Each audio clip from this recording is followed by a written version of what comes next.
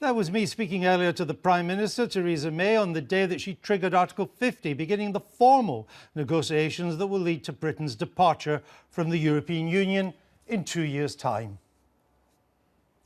For the next half hour, I'm going to be talking to a number of other party leaders about what they want to see from the negotiations and how they see Britain after Brexit. I'm joined now by the Leader of the Opposition, Jeremy Corbyn. Welcome to the programme, Mr. Thank you, Corbyn. Andrew. Your Shadow Chancellor, John McDonnell, has said Brexit offers, quote, enormous opportunities. What are these opportunities? Well, the opportunities are the opportunities that we all want to take, which is of an investment-led economy, is of higher wages, is of a good quality manufacturing industry and a good trading relationship with Europe, because after all, approximately half of all our trade, both manufacturing and services, is with the European Union at the present time. And many of our industries, as you know, are closely interlinked with production across the continent. So don't we have all these opportunities if we wish to take them at the moment? I don't understand how leaving the EU improves these opportunities. The changes would be that the European Union would not be able to influence an economic model. One of my concerns I expressed about reform of the European Union was its way it wanted to prevent governments intervening to protect industries, and I think governments should intervene to protect industries. Some are better at it than others, but actually the reality is we're leaving the European Union, so let's look to the relationship with Europe in the future and the way in which the government is going to pursue those negotiations. So more state intervention after Brexit if there was a Labour government, more state intervention in industry. I've always said this because I do think we need to have an investment-led economy. We do less investment than most countries in the OECD and certainly most across the European Union. We need to invest in high-tech manufacturing industries and sustainable industries and jobs. We have great levels of inequality in Britain, amongst the greatest in Europe, and Prime Minister today is talking about the possibility of trading under WTO rules on failure to reach an agreement with Europe. That would be pretty catastrophic for most of our industries. You've set out 6 tests, the Labour Party, for Theresa May in the negotiation process. One of them is, as I was saying to the Prime Minister, the exact same benefits as we currently enjoy as members of the single market. Now, as I said to her, I say to you, you know that's mission impossible. Well, David Davis said this in the House on, I think, the 24th of January. Doesn't make it right. No, David Davis says many things. This is so very why true. have you made it one of your tests? Because it's a test on the government. The government is saying that they will achieve that. That's our test to them. Now, how do you achieve it? Well, you achieve it by the basis of which you trade within the European market. And I'll give you an example. I mentioned industries. Car industry, 1.5 million engines made in Britain by Ford, 500,000 cars made in Britain, 1 million engines have to go to Europe to be put into cars. The same with Airbus, same with Rolls-Royce, same with lots of companies. There is a huge integration. That integration has to continue, otherwise it's very hard to see how those big industries are going to remain in Britain. Do you believe we should remain members of the single market? I don't think we can be members of the single market if we're not members of the European Union. So the issue is one of access to the single market. So it's a free trade deal? It's an agreement which would be a trade deal with Europe. So yes. On that, your policy is the same as the government's? Our policy is that we would move might and main to make sure we have that trade relationship, and we would not be threatening, which is what the Prime Minister was doing in the latter part of her interview, of saying, well, if we've got to trade under WTO rules, World Trade Organization rules in the future, we might adopt our own economic model, which can only lead to lower levels of taxation and all the problems that come with that. But you both agreed corporate taxation. You both agreed we need a free trade agreement post membership of the EU. Should we remain members of the customs union? The customs union is the trade arrangement for the rest of the world. If we remain members of the customs union, then we have the same trading relationships with the rest of the world, i.e.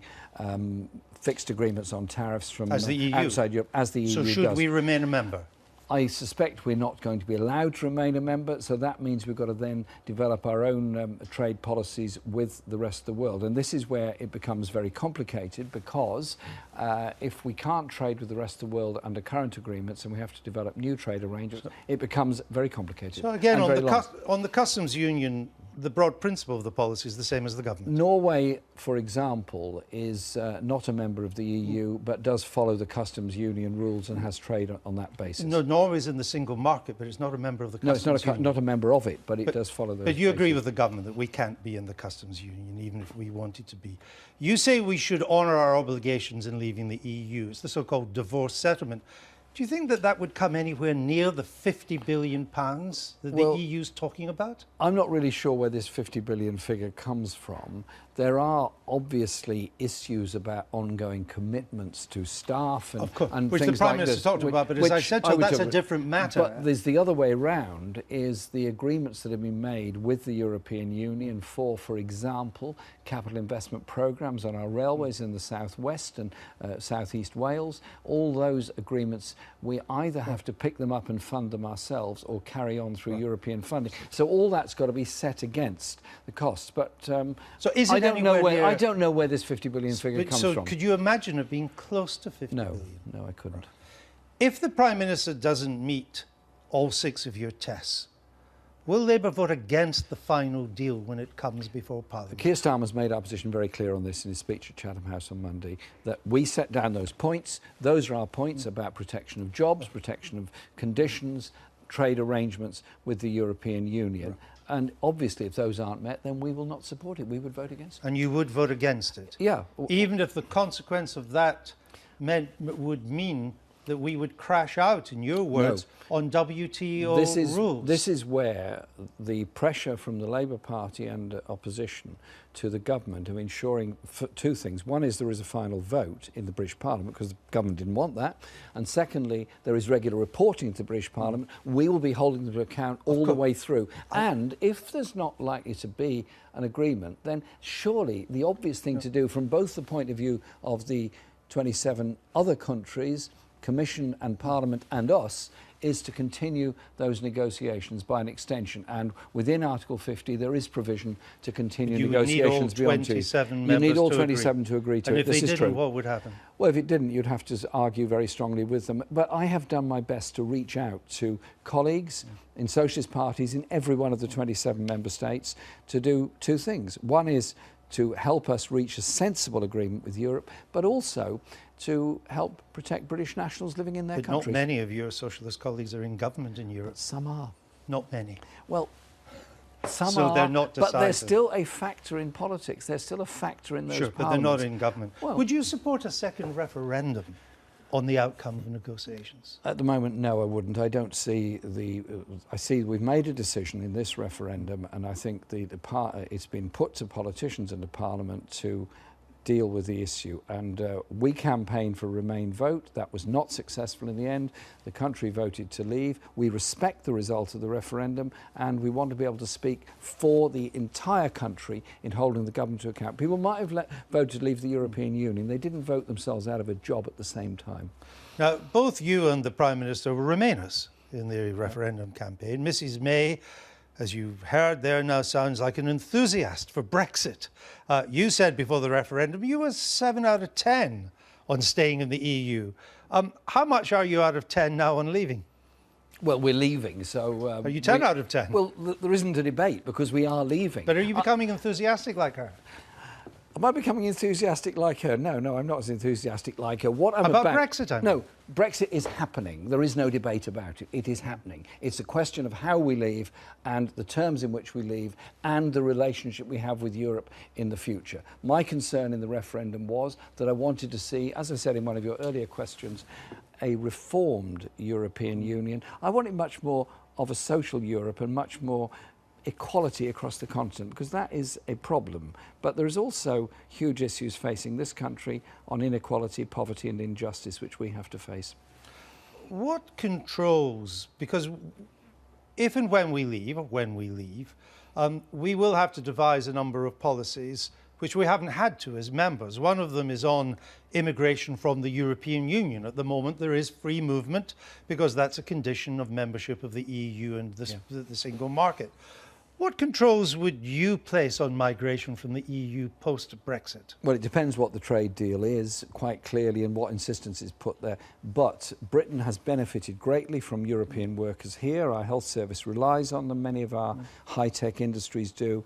And indeed British workers all across Europe. So there's going to always be quite a big movement across the borders, and I think we have to accept that. But would you put any control? Would you put any controls on it?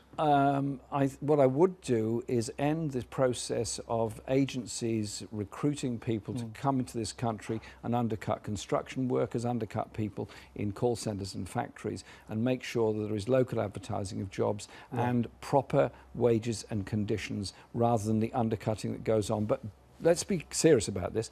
Our country is an industrial country, as well as having service industries and agricultural industries. All of those, in part, need European workers to keep them going, as indeed British workers would you have any controls on EU migration to the UK? Well, clearly, under any future arrangement, there will have to be an agreement on British people going to work in Europe and European people coming to work in Britain. But we are going to always have a close relationship because everybody, me absolutely, is signed up to the concept that all EU nationals currently resident here must have a permanent right of residence. They have families and family reunion issues will take place. So there's always going to be a lot of movement. I understand that of the people here, and I asked the Prime Minister about that. But I just want to be clear. Would the movement of people, in your view, when we leave the EU, would it really be any different from where it is now? I suspect it will probably be different because both sides would have a debate about that. But actually, we're 2 years away from this decision. But you don't have a policy designed yet, will you? We will be consulting on this and working out a policy proposal on this. And quite obviously, at the moment, the issue is one of the terms of trade with Europe and protection of EU nationals here and British nationals living in other parts of Europe. Your Shadow Home Secretary, Diane Abbott, she says free movement is a worker's right. Now, you're very big on workers' rights, so you wouldn't really want to take that away, would you? She supports the principle that workers should be able to seek the best job that they can, and that is what goes on at the present time. My point and her point, and I'm sure she would agree with this if she was on this programme, is the way in which groups of workers, particularly from 2 or 3 Eastern European countries, have been grotesquely exploited in this country. That is a shame on us, and it's terrible for them. Scotland voted to remain in the EU in the referendum. The Scottish Government was elected with a second referendum in its manifesto. The Scottish Parliament has voted for one this very week. Would you deny the Scots a second referendum? I don't think the Westminster Parliament should block a referendum once it's been proposed by the Scottish Parliament. I'm not actually in favour of a second referendum, and I think the economic arguments in Scotland are very serious and very strong. There's a 15 billion gap between Scottish taxation income and the requirements of Scottish public services. And so I've made that argument in Scotland at the Scottish Labour Party conference and other places. You would grant the First Minister a referendum then in her time She has made, the Parliament rather, not she, the Parliament has made the reference to it, has agreed that it wants to do it. I don't support that, but I think under devolution, we agreed devolution in 1997.